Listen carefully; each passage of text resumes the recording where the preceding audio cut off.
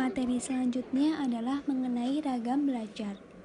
Dalam proses belajar, dikenal dengan adanya bermacam-macam kegiatan yang memiliki corak yang berbeda antara satu dengan lainnya, baik dalam aspek materi dan metodenya, maupun dalam aspek tujuan dan perubahan tingkah laku yang diharapkan. Keanekaragaman jenis belajar ini muncul dalam dunia pendidikan sejalan dengan kebutuhan kehidupan manusia yang juga bermacam-macam. Adapun macam-macam ragam belajar adalah sebagai berikut. Yang pertama adalah belajar abstrak. Belajar abstrak ialah belajar yang menggunakan cara-cara berpikir abstrak. Tujuannya adalah untuk memperoleh pemahaman dan pemecahan masalah-masalah yang tidak nyata. Dalam mempelajari hal-hal yang abstrak, diperlukan peranan akal yang kuat, di samping penguasaan atas prinsip, konsep, dan generalisasi. Termasuk dalam jenis ini, misalnya belajar matematika, kimia, astronomi, dan juga materi bidang agama seperti tauhid dan lain sebagainya. Yang kedua adalah belajar keterampilan. Belajar keterampilan adalah belajar dengan menggunakan gerakan-gerakan motorik, yakni yang berhubungan dengan urat-urat syaraf dan otot-otot. Tujuannya adalah untuk memperoleh dan menguasai keterampilan jasmaniah tertentu. Dalam belajar jenis ini, latihan-latihan intensif dan teratur amat sangat diperlukan. Jadi, contoh dari belajar keterampilan itu seperti halnya belajar olahraga, musik, menari, melukis, memperbaiki benda-benda elektronik, dan juga sebagai materi pelajaran agama, seperti halnya sholat dan haji. Bukan begitu? Benar sekali. Yang selanjutnya adalah tentang belajar sosial. Belajar sosial pada dasarnya adalah belajar memahami masalah-masalah dan teknik-teknik untuk memecahkan masalah tersebut. Tujuannya adalah untuk menguasai pemahaman dan kecakapan dalam memecahkan masalah-masalah sosial seperti masalah keluarga, masalah persahabatan, masalah kelompok, dan masalah lain yang bersifat kemasyarakatan. Yang selanjutnya adalah belajar pemecahan masalah. Belajar pemecahan masalah pada dasarnya adalah belajar menggunakan metode-metode ilmiah atau berpikir secara sistematis, logis, teratur, dan teliti.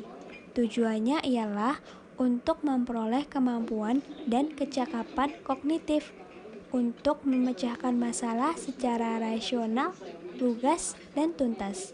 Untuk itu, kemampuan siswa dalam menguasai konsep-konsep, prinsip-prinsip, dan generalisasi serta insting amat sangat diperlukan. Yang selanjutnya adalah tentang belajar rasional. Belajar rasional ialah belajar dengan menggunakan kemampuan berpikir secara logis dan rasional atau sesuai dengan akal sehat. Tujuannya untuk memperoleh aneka ragam kecakapan menggunakan prinsip-prinsip dan konsep-konsep. Jenis belajar ini erat kaitannya dengan belajar pemecahan masalah.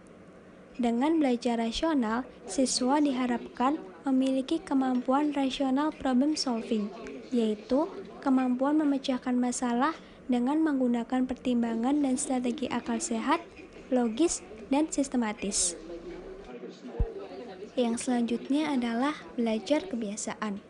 Belajar kebiasaan adalah proses pembentukan kebiasaan-kebiasaan baru atau perbaikan kebiasaan-kebiasaan yang telah ada. Belajar kebiasaan selain menggunakan perintah, teladan, dan pengalaman khusus, juga menggunakan hukuman dan ganjaran. Tujuannya agar siswa dan siswi memperoleh sikap-sikap dan kebiasaan baru yang lebih tepat dan positif dalam arti selaras dengan kebutuhan ruang dan waktu. Yang selanjutnya adalah belajar apresiasi. Belajar apresiasi adalah belajar mempertimbangkan arti penting atau nilai suatu objek. Tujuannya agar siswa dan siswi memperoleh dan menggambarkan kecakapan ranah rasa yang dalam hal ini kemampuan menghargai secara tepat terhadap nilai objek tertentu, misalnya apresiasi sastra, musik, dan sebagainya. Bidang-bidang studi yang menunjang tercapainya tujuan belajar apresiasi antara lain adalah bahasa, sastra, dan lain sebagainya. Dan yang terakhir adalah belajar pengetahuan. Belajar pengetahuan atau studi ialah belajar dengan cara melakukan penyelidikan mendalam terhadap objek pengetahuan tertentu.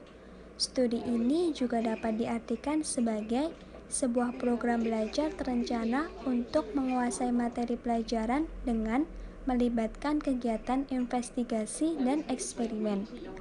Tujuan belajar pengetahuan ialah agar siswa dan siswi memperoleh atau menambah informasi dan pemahaman terhadap pengetahuan tertentu yang biasanya lebih rumit dan memerlukan kiat khusus dalam mempelajarinya. Misalnya, dengan menggunakan alat-alat laboratorium dan penelitian lapangan. Nah, itu semua materi-materi yang sudah dipelajari di pertemuan kemarin. Makasih banyak Tia udah mau ngejelasin ke aku tentang materi psikologi belajar. Sama-sama Hana, semoga bermanfaat.